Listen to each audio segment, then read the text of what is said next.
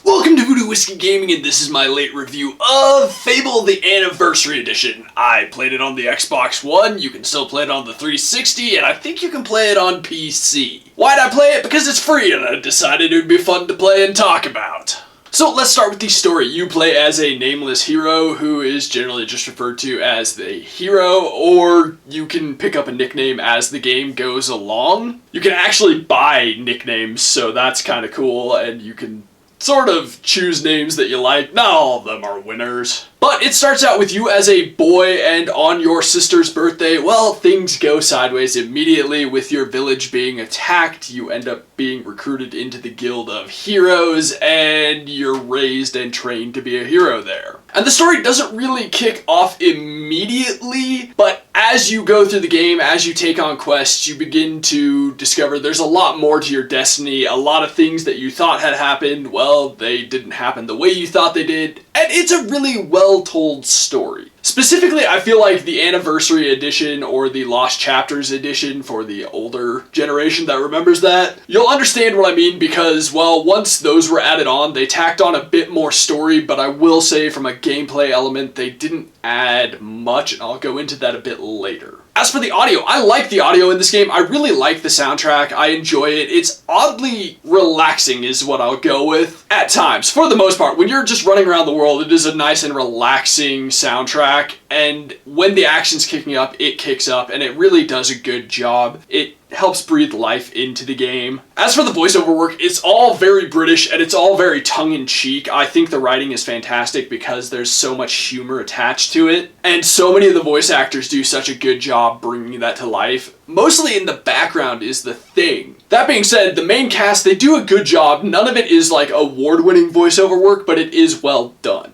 As for the rest of the sound effects, I think they work well. I think they fit in with this game, which has a somewhat cartoonier vibe, so the sound effects don't have to be flawlessly realistic. Now, let's get into the gameplay, and that is where this shows its age tremendously. It's really unfortunate because, quite frankly, Fable needs a true remaster where they go in and they fix a lot of the things I'm gonna start bitching about. But before I start bitching about those, I should say this is a third-person RPG. You beat enemies, you use specific weapons, like if you use your sword, you get XP that is specific to like melee and physical stuff. If you use a bow and arrow, you get XP that is specific to that, and magic for magic, and then there's just a general XP you get as well, which I like that system. I thought that was a really cool way of doing things. The one problem with it is you don't really specialize ever. You can max out all of those very easily. I always felt, even back when I played this way back on the Xbox, that that was kind of wasted potential. Now let's start bitching about things like the fact that it can be very difficult to level up your bow and arrow or your magic because the lock-on system is busted as fuck. And what I mean by that is you lock on to anything and everything and things you don't necessarily want to lock onto. One of Fable's core elements is the good or evil system, and if you're trying to have a good playthrough like I was, it doesn't do you a lot of good when the game just automatically will lock on to civilians rather than the enemies in the area. Or you just killed an enemy and rather than lock on to the next enemy, it will lock onto a civilian, so you'll start damaging and hurting civilians. That doesn't help for a good playthrough. But it also makes it very difficult to use arrows and magic when you can't rely on what you're going to lock onto next. Also, I gotta say, my favorite spell in the game for attack purposes is the lightning spell, and that is broken too, because as you level it up, it chains from one enemy to another, but the problem is, once you kill one enemy and it locks onto another enemy, it stops chaining and it just attacks that one enemy. It doesn't work right, it's broken, and it's really frustrating. But not only that, the lock-on system also doesn't work in the sense that you can be locked onto an enemy and you'll just start facing the other way and attacking in the opposite direction rather than in the direction of the enemy that you should be attacking because you're locked on to them. And as I mentioned earlier, I won't do any spoilers, but I will say that the final boss fight for the main game sucks. It's not an interesting fight. It's a very easy fight. And the problem was, people complained about that, and I know the Lost Chapters were kind of meant to fix that with another ending boss fight. Well, that one sucked too. It's kind of really unfortunate because you have this great story that ends in such a poor way. Let's get into the controls. Overall, I don't hate the controls. I do wish there was a better way of using more than one spell. I don't think that's mapped out very well. I wish it was mapped out better. But overall, I would say the movement works pretty well. It's a little sloppy. It's a little easy to get caught on things, and you have to really move in a weird direction to get away from them, and that's unfortunate, but it doesn't ruin the experience. The biggest problem I had from a control standpoint is that you can't invert the Y-axis. If you invert the controls, it inverts the X and Y axis for the camera, and that was, couldn't do that. I did not like the camera control. It's not super important in this game, but it is annoying that you can't do that. As for the visuals, I will say, I think it visually has overall aged pretty well. There were some issues with things happening in cutscenes that don't line up with the dialogue or the sound effects at the time. But this was an older game, and I don't really remember if it happened then, but it does happen now. That being said, I like the visual style because, like I said earlier, it is kind of cartoony, and that works. That tends to hold up to